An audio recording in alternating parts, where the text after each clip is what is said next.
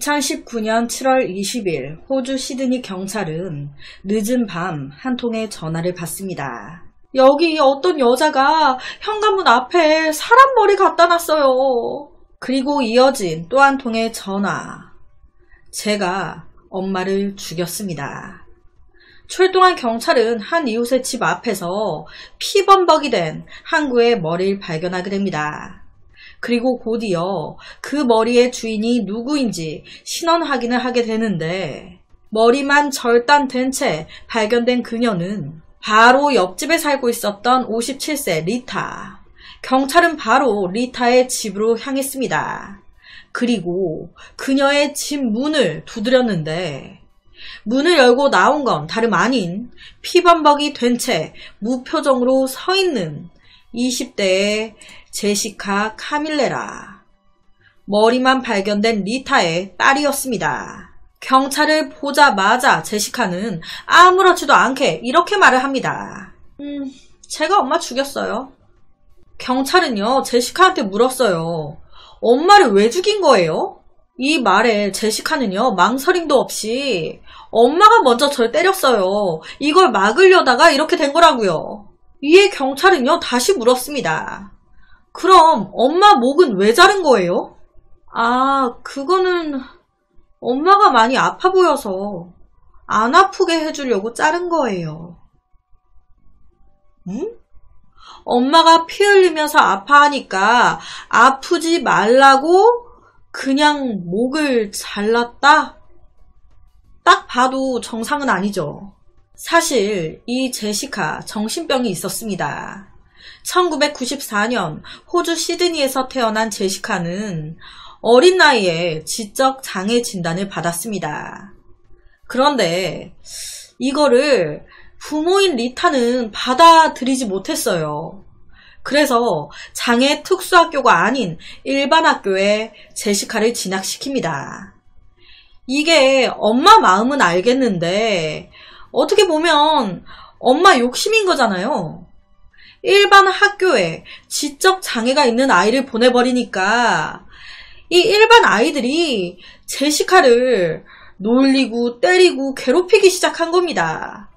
자기보다 약하다고 따돌리고 욕하고 때리고. 이걸 참고 참다가 어느 날 제시카가 학교에서 한 학생을 무자비하게 때려버린 거예요. 따돌림, 괴롭힘으로 인해 마음의 병, 간헐적 폭발 장애가 생긴 거예요. 여기서 간헐적 폭발 장애는 공격적인 충동을 통제하지 못해 보이는 반복적인 폭력 및 파괴적인 행동을 보이는 장애로 청소년기부터 시작돼 만성화되기 쉬운 정신질환을 말합니다. 제시카 같은 경우는 왕따로 인해 이 질병이 촉발됐어요. 어느 순간부터 제시카가 순간적으로 화가 확 오르면 이걸 참지를 못하는 거예요. 엄청 과격하고 폭력적인 행동을 보이기 시작하니 당연히 일반 학교 제대로 생활할 수가 없었습니다. 특수학교를 졸업한 뒤에 제시카는 2013년도부터 사회생활 전혀 없이 사람들과의 교류 없이 방 안에만 틀어박혀 지내기 시작했습니다. 방 안에 콕 틀어박혀서 뭘 하냐? 공포 영화만 주구장창 보는 거예요. 텍사스 전기톱 살인사건 같은 죽이고 토막내고 막 이런 것만 계속 보는 겁니다. 실제로 이 제시카의 친언니 말로는 제시카가 이 전기톱 살인사건을 보다가 살인마가 피해자의 몸을 토막내는 장면이 나오네? 그러면 그걸 딱 정지시켜 놓고 뚫어져라 보는 거예요. 그러다가 다시 뒤로 돌려서 토막 내는 부분만 계속 몇 번씩 돌려보곤 했다고. 제시카는 집에서만 처박혀 지내면서도 뭐가 그렇게 화가 나는지 종종 소리 막 지르면서 집안의 물건을 부수곤 했습니다. 그때마다 당연히 제시카의 아버지는 전혀 저거 또 난리라고, 또 저거 난리치고 있다고 막 뭐라고 했어요. 하지만 엄마 리타는 달랐습니다. 엄마 리타는 늘 제시카에게 미안했어요. 내가 건강하게 낳아주지 못해서, 엄마가 잘못해서 네가 이렇게 된 거라고 죄책감을 가지고 있는 거예요. 그래서 남편이 이렇게 제시카한테 막 뭐라고 할 때면 애한테 그러지 말라고, 그만하라고 항상 두둔하고 변호해줬었다고 합니다. 엄마 리타는요, 제시카가 걱정됐어요. 엄마 아빠가 평생 옆에서 지켜줄 수 없는데 애가 계속 이렇게 살 수도 없는 거고, 사회에 적응하지 못하는 것을 염려해 증상을 개선할 수 있는 다양한 방법을 찾고 있었습니다. 병원은 물론 점쟁이까지 찾아갔었대요. 갑자기 너무 과격해지고 너무 폭력적으로 변하니까 혹시 귀신에 씌인 거 아닌지, 점쟁이한테도 돈을 꽤 많이 썼다고. 당연히 효과는 전혀 없었죠. 결국 리타는 남편과 이혼까지 하게 됩니다. 그리고 제시카는 엄마 리타가 맡아 키우게 돼요. 앞서 말씀드렸지만 리타는 제시카를 혼내지 않았어요. 항상 보듬는 그런 엄마였습니다. 안 그래도 과격하고 난폭한 딸인데 뭔가 딱 잡아 제압하고 뭐라 하는 사람이 없으니 제시카, 엄마와 함께 살게 된 이후부터 아주 그냥 지 세상인 거예요. 내 세상이야. 뭘 해도 혼나지 않는 환경에서 제시카는 더 이상 멈출 수가 없었습니다. 한 번은요, 제시카가 맨날 공포영화나 보면서 집에 처박혀 있다가 지루했던 거예요. 그래서 뭔 짓을 하냐. 그냥 무작정 2, 3, 5가 들어가는 아무 번호나 눌러요. 아무 전화번호로 그렇게 전화해서 여보세요? 남자가 받네? 그러면 그때부터 이 제시카 미친듯이 남자한테 전화를 막 수십 통, 수백 통씩 해대기 시작하는 겁니다. 한 번도 실제로 만난 적 없는 남자예요. 장난 전화도 아니고 아무렇게나 전화해서 남자다 싶으면 맨날 보고 싶다고, 나랑 만나자고, 사귀자고 엄청 많은 전화, 엄청 많은 메시지를 보내는 겁니다. 실제로 이 피해 남성이 자기 지인한테 요즘 모르는 여자한테 계속 전화가 와. 한 번도 만난 적도 없는데 날 좋아한다고, 사귀고 싶다고. 아, 그 여자 이상해. 좀 또라이 같아. 무서워. 그녀의 스토킹은요, 전화 한 통으로 끝나지 않았습니다. 이 피해 남성의 지인이 어느 날 이 피해 남성한테 이런 말을 합니다. 야, 어제 나한테 이상한 여자가 전화 왔거든? 그런데 그 여자가 너 만나고 싶다고, 너랑 만나게 해달라고 하던데? 알고 보니까 제시카가 피해 남성이 자꾸 전화를 피하고 안 받고 하니까 이 전화번호를 이용해서 SNS를 뒤진 거예요. 이 피해 남성 SNS를 찾아낸 겁니다. 그리곤 이 남성의 주변 사람들을 다 조사하고, 아, 얘가 내 사랑과 좀 친한 것 같네? SNS로 그와 가까운 사람들에게 지속적으로 전화 걸고 메시지 보내고 했던 거예요. 나한테 그 사람 좀 소개시켜달라고. 이게 끝이 아닙니다. 이 제시카의 집착은요, 더 도를 넘어섭니다. 이제는 이 남성의 가족들까지 건드려요. 요새 자꾸 내 사랑이 내 전화를 피하는데 전하세요. 자꾸 이렇게 피하면 내가 당신 포함 당신 가족들까지 전부 모가지 따버릴 거라고. 이렇게 되니 이 피해 남성의 가족들 가만히 있겠습니까? 바로 엄마 리타를 찾아간 거예요. 당신 딸이 하고 있는 짓거리 좀 봐라. 리타는 죄송하다고 할 수밖에 없었죠. 이 이후부터 엄마 리타도 변하기 시작합니다. 엄마도 지친 거예요. 2019년 7월 20일 저녁, 제시카의 집에 인터폰이 울렸습니다. 배달 왔습니다. 제시카가 패스트푸드 음식을 시킨 거예요. 이걸 본 엄마 리타는요, 한숨을 푹 쉬면서 정말 죄송합니다. 제가 배달비랑 다 지불할 테니까 그거 다시 도로 가져가 주시겠어요? 정말 죄송합니다. 음식을 가지고 온 배달원을 다시 돌려보냅니다. 왜? 사실 이날 패스트푸드점에서 온 배달만 벌써 3번째였거든요. 이놈의 기집애가 배달을 몇 번을 시켜먹는 거야. 리타는요, 참다 터져서 제시카, 너 방금 저녁 먹었잖아. 왜 자꾸 배달을 시키는 거야? 지금 몇 번째야 지금? 이에 제시카는요, 무덤덤하게 그냥 닭이 먹고 싶어서.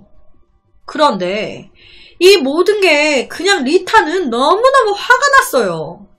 그냥 이때까지 모든 스트레스가 다 터진 거예요. 내가 왜 너 때문에 이렇게 살아야 돼? 엄마 리타는 제시카가 소란을 피울 때마다 사과하면서 돌아다녔던 그 시절이 막 생각이 났습니다. 이때부터 엄마 리타가 막말을 하기 시작한 거예요. 널 낳는 게 아니었는데 내가 널 괜히 낳았어. 너 때문에 내 인생이 망쳤어. 등등등. 그러다 리타는 비극을 촉발시키는 말을 합니다. 엄마는 너한테 지쳤어. 더 이상 같이 못 살아. 널 정신병원에 입원시켜야겠어. 도저히 안 되겠어. 이 말에 제시카 막말로 눈깔이 확 돈 겁니다. 뭐? 몇 시간 후 제시카의 집은 무언가가 연신 칼에 찔리는 소리로 가득 찼습니다. 뭐야?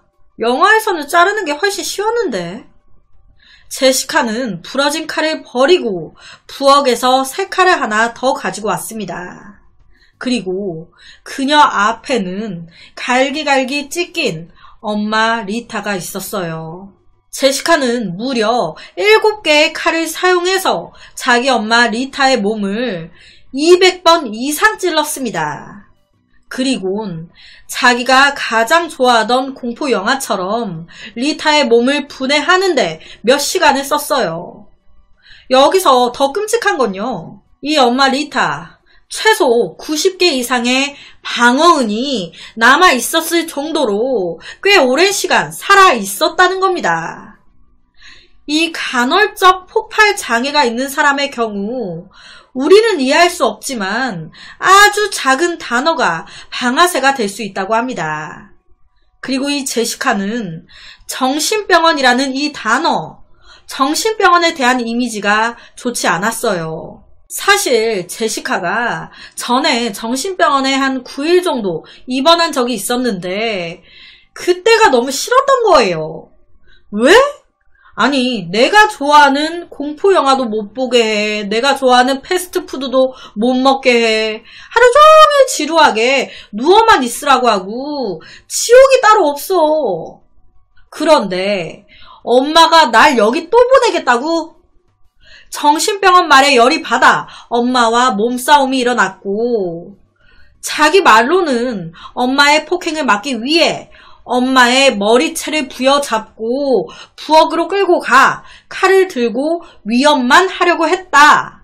그런데 정신 차려보니 엄마를 찌르고 있었다고. 제시카는 엄마를 200번 넘게 찌른 것도 모자라서 엄마의 목을 자르기까지 하고 자기 엄마의 그 자른 목을 들고 머리채를 딱 잡고 밖으로 나갔습니다.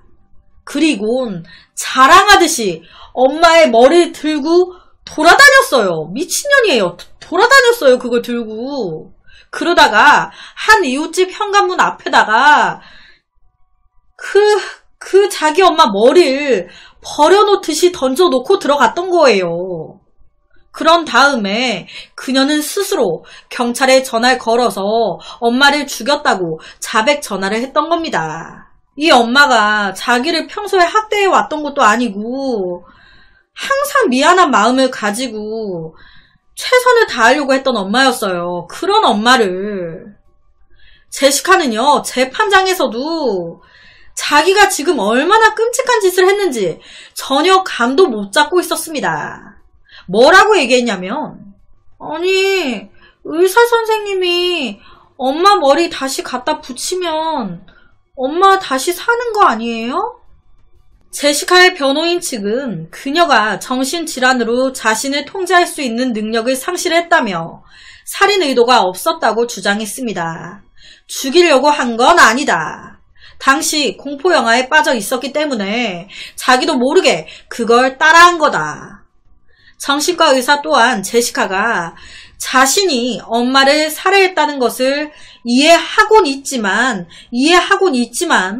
정신질환으로 스스로 통제할 수 있는 능력은 상당히 떨어져 보인다라고 진단했습니다. 이에 호주 재판부는요, 한 여성이 자신의 엄마를 살해하고 시신을 훼손했지만 고의적 살인이 아닌 과실치사라고 판단했습니다. 과실치사.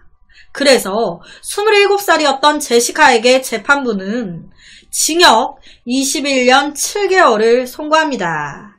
그러니까 한 58? 거의 60살이 다 돼서 나오겠죠. 이렇게 깜빵에 들어가고 나서도요, 제시카는 그 깜빵 안에서 또 간헐적 폭발 장애가 터졌습니다. 다른 죄수를 뒤지게 패가지고 또 난리가 난 겁니다. 아마 징역 다 살고 60살 가까이 돼서 나와도 이 간헐적 폭발 장애가 제시카가 살아가는데 엄청난 장애, 걸림돌이 되겠죠.